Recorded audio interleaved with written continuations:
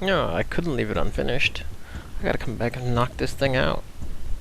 This is Ampillion, and we're gonna clear up the rest of this level here in Turok. Make sure I get everything so that I can, well, maybe continue on with this at some future point. We'll just have to see, won't we? Now, there's not too much more left this level. There is this maze of circular stone areas, and the first time through, in fact, I just recently, playing through it again, I kind of botched up and missed a few things, and it can be kind of easy to do. You have to really check every little dead end in this area, so you can, even the dead ends actually kind of give you a few little items, so it's not terrible to explore a little bit, but with most games, you know, there's always kinds of these pointless dead ends that don't really reward you for exploring around. This one at least gives you something. But there's some very important things that you might miss if you don't explore around a bit. And this is one of them. This large, glowy, purple thing's hovering in the air. Mortal wounds. Yes, we've got a chronoscepter piece, which, well, it might be important to the game. I'm not exactly sure. Nobody really tells you anything about this crap, so, well, future Space Indian Turok, I guess, has some clue as to what the chronoscepter does, and, well, he's not letting me in on it. So we need to go back out the way we came in, and there's another turn back here that will lead us in the correct direction. The best way to figure it out is just go to where the enemies still are, because if you've, you know, not killed the enemies, they'll be wandering around in the area still. You can still hear some guy running against the wall over there. He's not very bright. Of course, neither am I, because I keep getting lost. But we will find the way. Eventually. And I keep hearing those, you know, jungle cats, or, you know, jaguars, whatever the heck the noise is. There are none. It's just some random sound effect. Which is kind of weird, because there's not really a jungle here. I'm kind of confused as to why there would be a jaguar hanging around in a stone maze. Or a lion.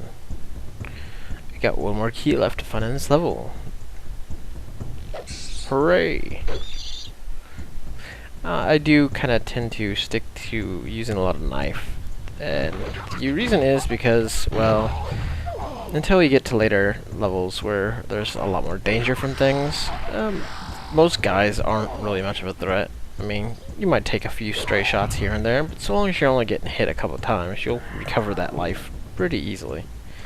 And beetles. Beetles are annoying. And, well, the only way to really handle them is the knife. You can shoot them, but sure, but, you don't really want to waste your time doing that. And I don't know if I explained it in the first one, but the controls for this game are inverted, or at least the up-down stick axis is inverted, which kind of might be a little confusing at first, I guess. I mean, I honestly don't remember many stick games that, well, maybe some did actually go inverted.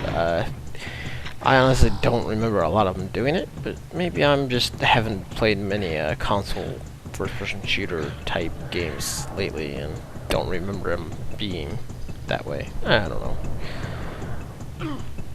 Anyway, the sensitivity is real bad, and it's kind of hard to get a good tune sensitivity through the in-game menu. But it's either you know, too slow or too sensitive. I guess you can, you know, deal with a slow up and down. It's the left and right you really need to worry about. Hey, we've got one of these things hiding over here. And, well, your character proclaims who he is again for all the beetles and Oh, slow down. Thank you. Slow down. I thought I had, like, narrowed down the slowdown problems. I think it might have something to do with the fact that my computer doesn't like me running two monitors at the same time, and the fact that Fraps was recording at like 60 frames per second originally, but the frames per second thing didn't seem to really help. Rather, after about 5 minutes or so, it started kind of hanging up on me, so I'll still tweak around with it and see if I can't figure out what the deal is.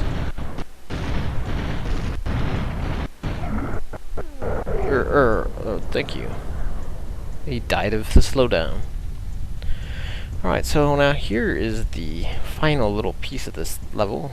Well, this is the hub world, essentially, where everything kind of comes together, and the emulator hates this particular area, I guess.